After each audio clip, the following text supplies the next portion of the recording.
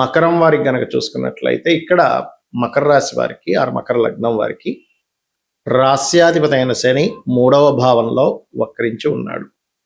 ధనస్థానంలో రాహువు, 6వ భావంలో కుజుడు, సప్తమంలో రవి బుధులు 2 శుభగ్రహాలను రవి బుధ గురువు కూడా ఉన్నారు. కాకపోతే గురువు మనకి 17వ తేదీకి అష్టమంలో కేతువుతో కలుస్తున్నాడు. శుక్రుడు చంద్రుడు మీకు శుక్రుడైతే ఈ పక్షం అంతా అక్కడే ఉంటాడు, కన్యారాశిలో నీచ స్థానంలో మకరం మనకి భాగ్యభావంలో. కాకపోతే ఎప్పుడైతే చంద్రుడు వచ్చి చేరుతున్నాడో అక్కడికి అది ఇచ్చేటువంటి రిజల్ట్ ఏమిటి అని చెప్పి చూసుకున్నట్లయితే అది 6 రాసులు తిరుగుతాడు కన్య నుంచి మీనం వరకు ఈ యొక్క పక్షంలో అనేటువంటి విషయాలు చెప్తుంది. నేనైనప్పటికీ చెప్పిస్తుంది సాక్షాత్ లలితా అమ్మవారిగా భావిస్తూ ఆ లలితాంబిక అమ్మవారి యొక్క అనుగ్రహం మీకు పరిపూర్ణంగా కలగాలని మనస్ఫూర్తిగా కోరుకుంటూ, ఇక్కడ ఎప్పుడైతే మీకు ఈ యొక్క రాస్యాధిపతి 3వ భావంలో ఉండి వక్రించాడో కొన్ని నిర్ణయాలు, కొన్ని అగ్రిమెంట్స్, కొన్ని ఇది ఇంకా కడిగేస్తాను అనుకునే స్థితి నుంచి వద్దులే మనకెందుకులే అని కొన్ని విరమించుకుంటారు కూడా. కాకపోతే రాహు 2లో ఉన్నందుకు సాఫ్ట్వేర్ రంగాల్లో ఉండే వారికి ఆన్లైన్ ద్వారా చేసే వ్యాపారాలు, ఆన్లైన్ ద్వారా చేసేటువంటివి ఏవైతే కార్యక్రమాలు ఉంటుంటాయో అవన్నీ సక్సెస్ఫుల్గా ఉంటాయి. కాకపోతే మీరు ఓం దుమ్ దుర్గాయ నమః అనే నామస్మరణ చేయండి, ఖచ్చితంగా ఫైనాన్షియల్గా బాగుంటుంది. దాని ద్వారా హోమ్ లోన్స్ లభిస్తాయి. లోన్స్ సంపాదించుకునేటువంటి విషయంలో కొంత స్ట్రెస్ ఉంటుంది.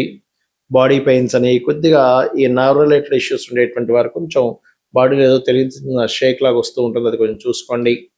వివాహ ప్రయత్నాలకు చాలా బాగుంది. సప్తమంలో రవి గురువు బుధుడు ఉంటూ రవి మారిపోతున్నాడు. సో ఇక్కడ మీకు ఏంటంటే గురువు మీకు ఎప్పుడైతే సప్తమంలో ఉన్నాడో అది పర్టికులర్గా ఏంటంటే వివాహ స్థానంలో ఉన్నందుకు మంచి సంబంధాలు మొట్టమొదటిగా ఈ 16వ తేదీ నుంచి 23వ తేదీ వరకు, అంటే 16 నుంచి 23 ఫస్ట్ వీక్లో పక్షంలో ఫస్ట్ వీక్లో సంబంధాల విషయంలో బ్యాంకింగ్ సెక్టార్స్, మార్కెటింగ్ రంగాల్లో ఉండేటువంటి వారు, బంగారం వ్యాపారస్తులు, అది మంచి సాంప్రదాయం, మంచి ఇది కలిగినటువంటి సంబంధాలు మీకు కుదురుతాయి. అదేవిధంగా కాస్త ఈ మెడికల్ రంగాల్లో ఉంటూ దానిలో ఏదైనా పిహెచ్డీస్, దానికి సంబంధించిన రీసెర్చెస్ చేసేటువంటి వారికి ఈ పక్షం చాలా బాగుంది. అయితే పెద్ద మొత్తంలో ధనానికి సంబంధించిన విషయంలో పెద్ద మొత్తంలో ధనం తీసుకెళ్ళి ఎవరికైనా ఇచ్చేటప్పుడు, ప్రయాణాల్లో మనీ పట్టుకొని ప్రయాణం చేసేటప్పుడు ముఖ్యంగా మీరు 16, 17 తేదీలు చాలా జాగ్రత్తగా ఉండండి. మరియు ఇక్కడ 19, 20, 21 తేదీల్లో కాస్త మీరు వివాహ నిర్ణయాలు తీసుకునే విషయంలో కొంచెం చూసుకొని నిర్ణయాలు తీసుకోండి, ఇబ్బంది ఏం లేదు. అంటే ఏం లేదు, సప్తమాధిపతి నీచ పొందుతున్నాడు అన్నప్పుడు. అలాగే 28, 29 రోజుల్లో కూడా కాస్త ధన విషయంలో కొంత ఎమోషన్స్కి గురై కొన్ని రాంగ్ స్టెప్స్ పడతాయి. కాబట్టి ఈ విషయంలో జాగ్రత్తగా ఉండండి.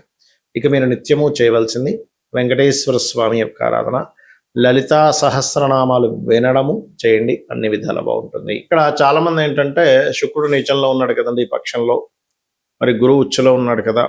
అదేవిధంగా జన్మజాతకంలో కూడా చాలా మంది అడుగుతుంటారు, ఏమండి మాకు పలానా గ్రహం నీచంలో ఉంది, పలానా గ్రహం ఉచ్చులో ఉంది, పలానా గ్రహం కేంద్రంలో ఉంది, పలానా గ్రహం కోణంలో ఉంది, ఇది హంస మహాపురుష యోగం అంటున్నారు, ఇది మాలవ్య మహాపురుష యోగం అంటున్నారు, లేకపోతే ఇలా రకరకాలు భద్ర మహాపురుష యోగము, ఏమిటిది మాకు చూస్తేనేమో ఇన్ని యోగాలు ఉన్నాయంటున్నారు, మరి మాకు ఏ యోగము కనబట్టం లేదు అని అంటుంటారు.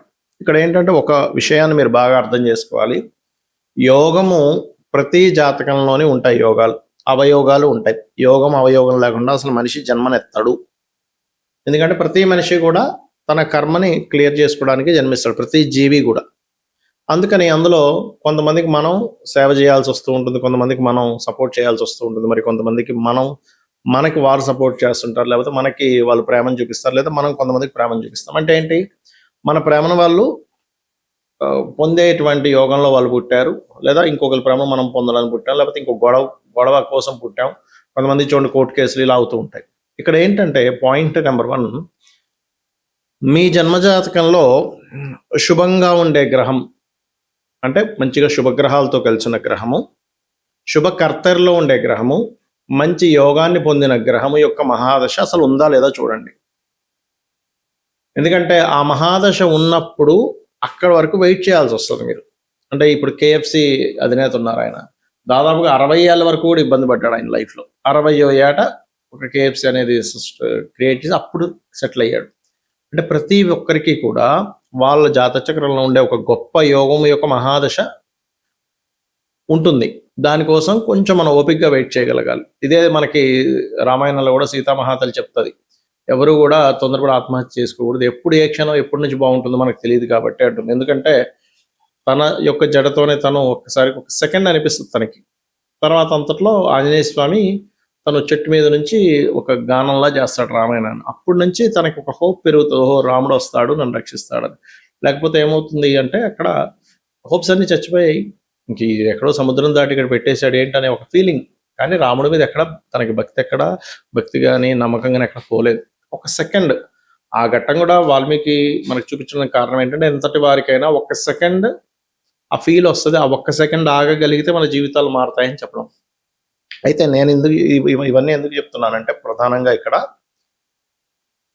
ఇక్కడ గ్రహము ఎప్పుడైనా మీరు గమనించండి, మహాదశ నడుస్తుంటుంది, మంచి మహాదశే, కానీ ఫలితం రావట్లేదు అంటారు. కారణం అది ఎక్కడైనా స్ట్రక్కింగ్ అంటే బ్లాక్డ్ భాగ్య చక్ర అంటూ ఉంటాం. అంటే అదేమైనా బ్లాకింగ్లో ఉందా, ఒక్కొక్కసారి నీచంలో ఉందండి కానీ అద్భుతంగా కలిసి వస్తుంది అన్నప్పుడు నీచభంగ రాజయోగం ఏమైనా జరిగిందా, లేదంటే ఉచ్చస్థానంలో ఉన్నాయి గ్రహాలు కానీ ఏంటో ఫలితం రావట్లేదు, అలాంటప్పుడు కూడా ఏంటంటే పేరుకు ఉచ్చస్థానంలో ఉన్నాయి కానీ అవి ఏమైనా పూర్తిగా పాపకత్తెరలా ఉన్నాయా.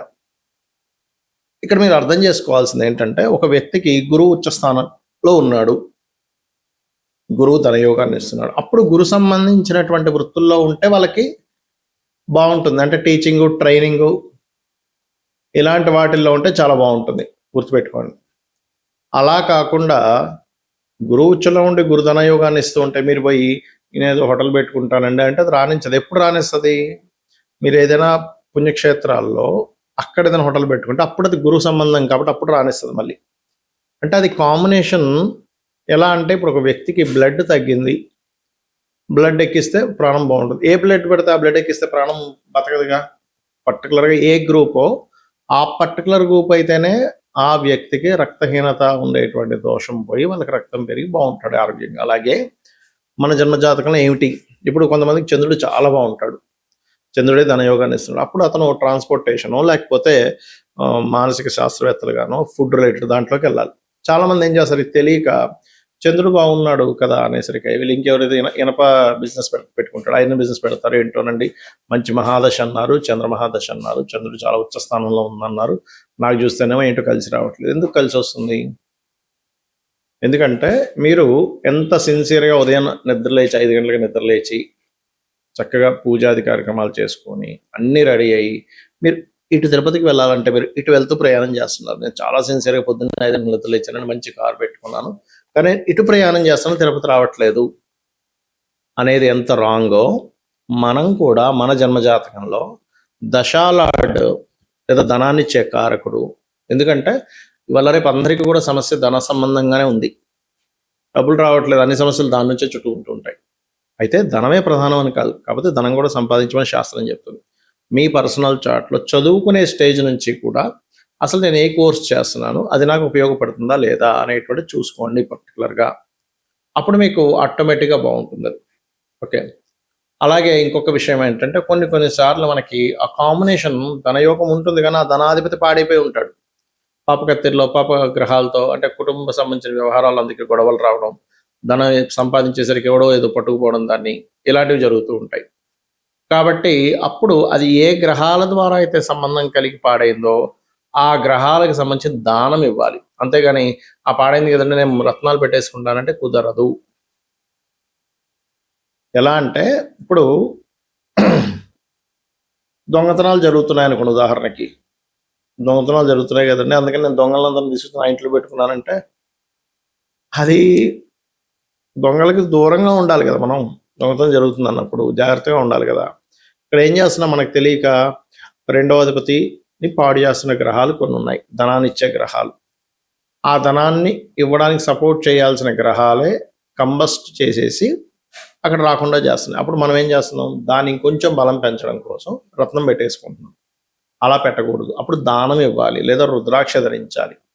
ఇలా ఒక్కటని కాదు, ప్రతి భావానికి మీరు ఒక ఇల్లు కొనుక్కోవాలనుకుంటున్నారు, వివాహం అవ్వటం లేదు, లేదా సంతానం కలగట్లేదు, ఆ పర్టికులర్ భావాధిపతి ఆ కాంబినేషన్లో క్లియర్గా ఉంటూ అది ఎంతవరకు బలాన్ని పొందాడు అనేటువంటిది ఉంటుంది ప్రతి జాతకంలో ప్రతి అంశం మీద.